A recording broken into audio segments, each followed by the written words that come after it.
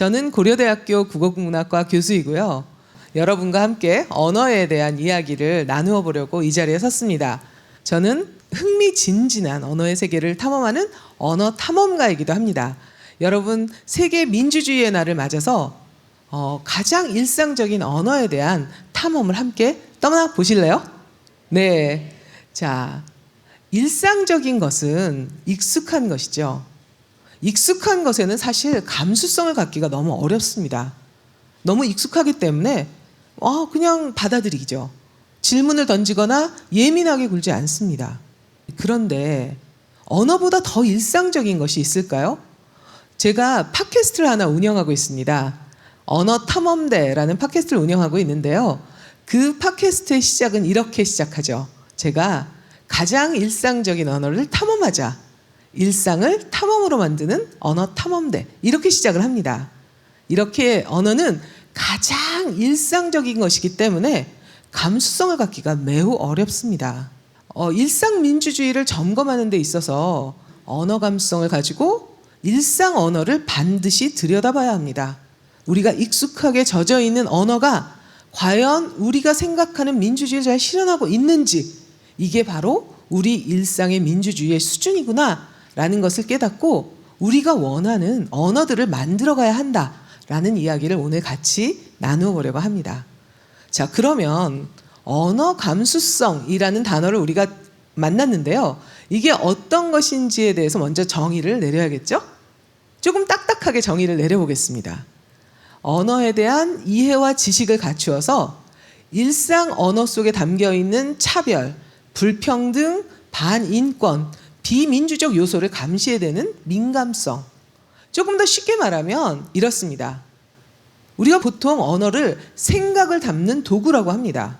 우리의 생각을 담고 있는 이 도구가, 우리의 생각을 담으려는 이 도구가 과연 내가 생각하는 바, 우리가 생각하는 바, 우리가 추구하는 바, 우리가 지향하는 바를 잘 담고 있는지, 이것들을 점검해낼 수 있는 어떤 민감성, 이렇게 생각해 볼 수 있는 것이죠.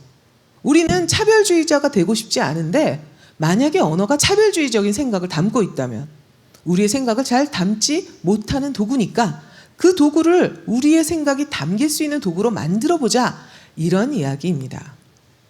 우리가 언어를 사회적 약속이라고 하죠.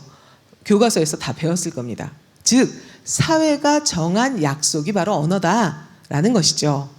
그러니까 언어는 그 약속을 만든 집단의 생각과 세상을 바라보는 세계관이 그 언어에 담기게 됩니다.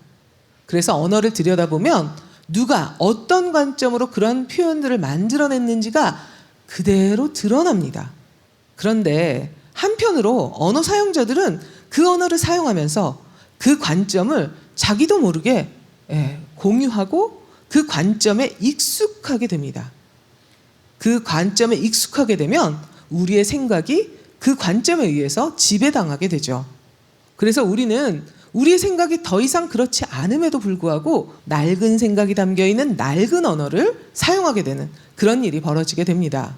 퀴즈 하나를 내겠습니다. 여러분 한번 맞춰봐 주세요.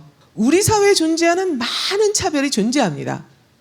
그 차별 중에서 가장 일상적이고 가장 널리 퍼져 있는 차별, 그래서 차별인지도 잘 모르는 차별이 있습니다. 뭘까요? 네, 연령차별입니다. 여러분, 충격을 받으신 분들도 계실 거예요. 사실 한국 사람들은 전 세계에서 연령차별의식이 가장 강한 사람입니다. 나이에 대해서 가장 민감하게 반응하는 사람이기도 하고요. 초면에 나이를 묻는 것이 그렇게 부담스럽다 생각하지 않습니다.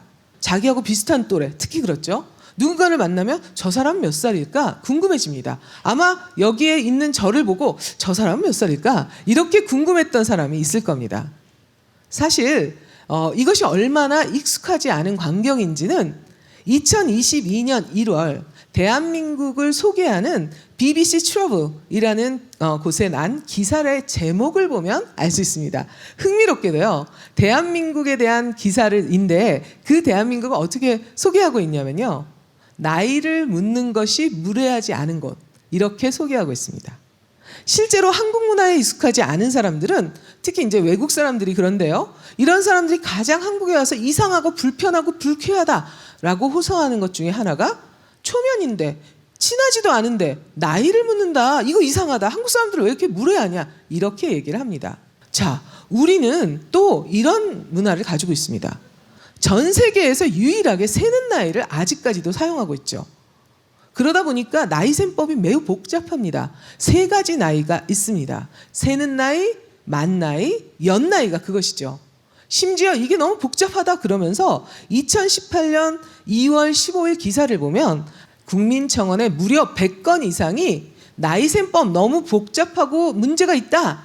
이런 이제 문제 제기를 했던 것이 100건 이상이라고 합니다. 심지어는 6월 28일, 올해 6월 28일에 만나이 통일법이 시행되었죠. 만나이 통일법이 사실은 윤석열 정부의 선거 공약이기도 했습니다.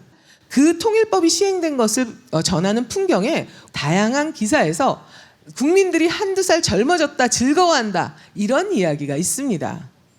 그런데 말입니다. 충격받지 마세요. 사실 만나이 통일법은 이미 61년 전에 통과가 됐습니다.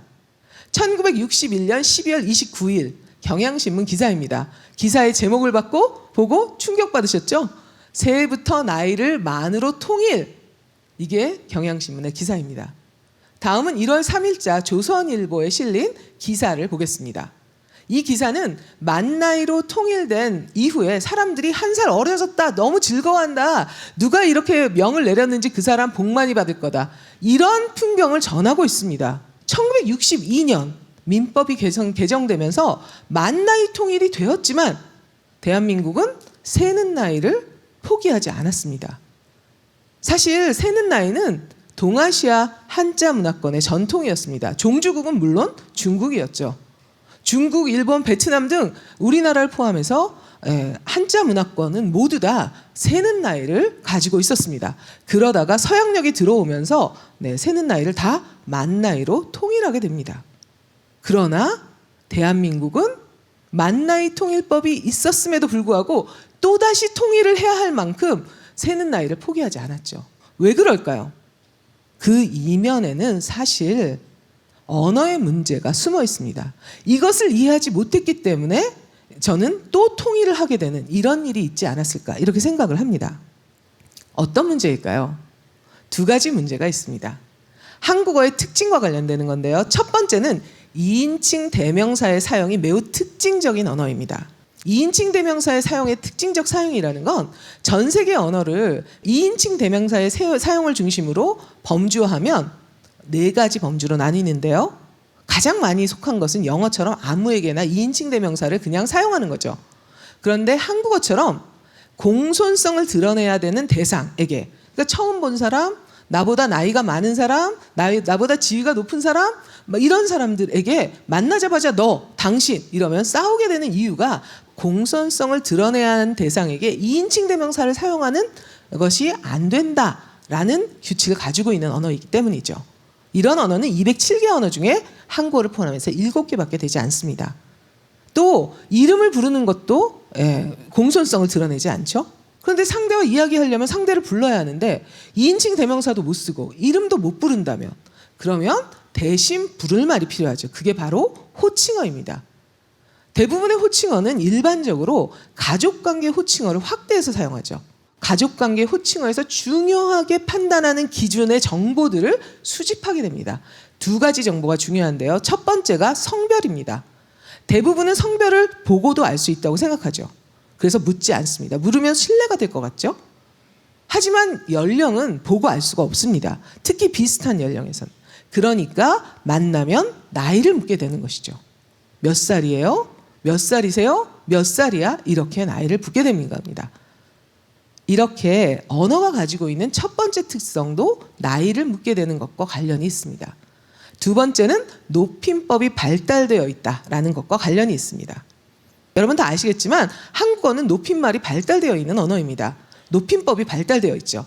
이 높임법이라는 건 문법적으로 체계화되어 있다는 뜻이에요. 높임법에는 3가지 높임법이 있죠. 갑자기 국어 시간인 것 같죠? 주체 높임, 상대 높임, 객체 높임 이런 것들을 배웠습니다. 여러분 주체 높임이라는 건 뭐냐면요. 인물들 사이의 높임법은 높임법의 실현을 위해서 인물들 사이의 서열 관계를 계속해서 따지게 합니다. 주체 높임은 말하는 사람과 문장 안에 등장하는 주어에 등장하는 인물 사이의 위계 관계를 따집니다. 그래서 누가 높은지 누가 아래인지를 따져서 문법적으로 실현하게 하죠. 객체 높임은 말하는 사람과 문장의 객체, 즉 목적어나 부사어, 이걸 객체라고 하는데 이 객체에 등장하는 인물과 말하는 사람의 서열 관계를 따져서 문법적으로 실현하는 그런 체계를 가지고 있습니다. 심지어 상대 높임은 문장을 마무리하기 위해서 필수적인 요소입니다. 그런데 무엇과 무엇의 서열 관계를 따지냐면 누구와 누구를 따지냐면 말하는 사람과 듣는 사람의 서열을 계속해서 따집니다. 그래서 적절하게 마지막을 실현해야 적절한 한국어가 되죠. 이렇게 높임법은 사람의 서열 관계를 계속해서 따지게 합니다. 누가 위지? 누가 아래지? 이렇게요. 이렇게 서열을 결정하는 데 있어서 그럼 가장 중요한 기준이 무엇일까요? 현재는 바로 연령입니다. 나이입니다. 그래서 우리가 나이가 궁금해지는 것이죠. 그러다 보니까 나이를 사람의 서열로 생각하게 되고 나이가 많은 사람은 우리는 어떻게 표현하냐면 윗사람, 높은 사람, 손윗사람 나이가 어린 사람을 아랫사람, 낮은 사람, 손아랫사람이라고 표현합니다. 민주주의에서 가장 중요한 가치 중에 하나인 평등은 사람 위에 사람 없고 사람 밑에 사람 없다. 이런 의식을 우리에게 가지고 와야 하는데 매일매일 사용하는 언어가 사람 위에 사람 있고 사람 밑에 사람 있다 라고 서열을 가르치고 있습니다. 나이가 큰 권력으로 작용하는 그런 언어를 쓰다 보니까 나이는 정말 범접할 수 없는 권력이구나를 인정하게 만드는 것이 아닐까. 그래서 비대칭적인 권력관계를 설정하게 합니다. 그리고 그 권력관계를 매일매일의 사용을 통해서 일상화시킵니다. 일상화된 차별은 감수성을 무디게 하죠. 그리고 차별을 당연한 것으로 받아들이게 합니다. 그래서 우리를 선량한 연령차별주의자로 만들어버리는 것입니다. 자, 두 번째 퀴즈입니다. 이것도 혹시 맞히실까요? 남의 말을 듣고 그대로 받아들이지 아니하고 그 자리에서 제 의사를 나타냄 또는 그 말, 뜻풀이가 이런 단어는 무엇일까요? 정답은 말대꾸입니다. 말대꾸는 보통 하지 마와 함께 쓰이죠. 누가 누구에게 하는 것이 말대꾸인가요? 말대꾸인지 아닌지는 누가 결정하죠? 어떤 건 말대꾸고 어떤 거는 똑같은데 말대꾸가 아니라고 하죠. 누가 결정하죠?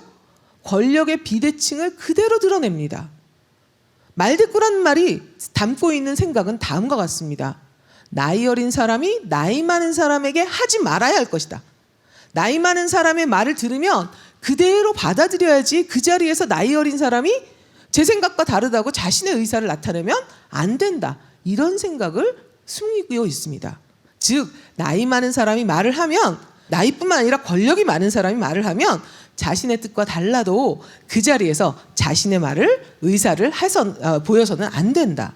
이런 것들을 우리는 가르치고 있었던 것입니다. 말대꾸를 하면 그래서 건방지고 버릇없고 싸가지 없고 당돌하고 되바라지게 되죠. 사실 이런 말들이 얼마나 비대칭적인가는 다음과 같이 우리가 실험을 해보면 됩니다. 말대꾸 하지 마. 괜찮죠? 근데 말대꾸 하지 마세요. 이건 이상하죠. 네. 싸가지 없어. 이거는 괜찮은데 싸가지 없으세요. 안 될 것 같죠? 우리나라 사람들 중에는 권력이 많고 나이가 많으면 다 싸가지가 있고 다 건방지지 않고 다 되바라지지 않고 다 말대꾸는 하지 않습니다. 이런가요? 즉 이런 표현들을 통해서 우리는 다음과 같은 것을 알 수 있죠. 듣는 사람이 말하는 사람보다 높은 사람일 때 쓸 수 없구나. 뭔가 이상하구나 라는 생각을 하게 됩니다. 즉 수직적인 위계가 그대로 드러나는 표현이고 연령의 위계, 지위의 위계를 수평적인 관계가 아니라 수직적인 관계로 설정하고 있구나라는 것을 보여줍니다. 이런 상태에서 과연 평등한 토론, 대화가 가능할까요? 대화와 토론은 평등해야 수평적으로 설정해야만 가능한 거죠. 가정에서, 사회에서 왜 우리 사회가 토론과 대화가 안 되는지 이런 것들을 보면 알 수 있습니다. 민주사회는 다양한 목소리가 서로 힘을 합쳐서 더 나은 생각을 키워가는 사회이고요. 서로 다른 생각이 서로 다른 목소리에 담겨서 서로가 닿을 수가 있어야 합니다. 그렇기 때문에 민주 시민들은 자신의 생각을 자신의 목소리에 담을 수 있는 능력, 다른 사람의 목소리에 귀를 기울일 수 있는 능력, 자신이 옳은 만큼 다른 사람도 옳을 수 있다라고 생각하는 능력, 상대가 틀린 만큼 나도 틀릴 수 있구나라는 생각을 할 수 있어야 한다라는 것이 민주주의의 기본적인 토대입니다. 하지만 말 듣고 하지 마는 상대의 입에 재갈을 물리는 표현입니다. 연령 차별에 기반한 비민주적이고 가장 반민주적 표현이라고 생각합니다. 연령이 높은 사람이 연령이 낮은 사람의 입을 틀어막는 표현이다. 이러니 세대 간 갈등이 있을 수밖에 없고, 이런 언어의 문제가 세대 간 갈등의 잠재적인 요소가 됩니다. 이처럼 한국어는 사람에게는 서열이 존재한다, 어린 사람은 아랫사람이다, 이런 평등의 가치를 훼손하는 그 일상 민주주의를 가로막는 그런 요소들을 가지고 있습니다. 아프게 인정할 수밖에 없습니다. 그런데 말입니다, 한국어 바꿀 수 있습니다. 왜? 언어는 사회적 약속에 불과하기 때문이죠. 그 약속 누가 만들죠? 바로 우리가 만드는 거거든요. 신분제 사회 때는 연령보다 신분이 우선했죠. 바꾸어 왔습니다. 앞으로 바꾸어 갈 수 있습니다. 그런데 이런 연령차별의 표현 가장 많이 쓰이는 곳 어디죠? 불행히도 가정입니다. 오늘 세계 민주주의의 날에 일상 민주주의의 가장 중요한 토대가 되는 가정에서 오고 가는 말들 생각하면서 함께 고민하는 시간이 되었으면 좋겠습니다. 감사합니다.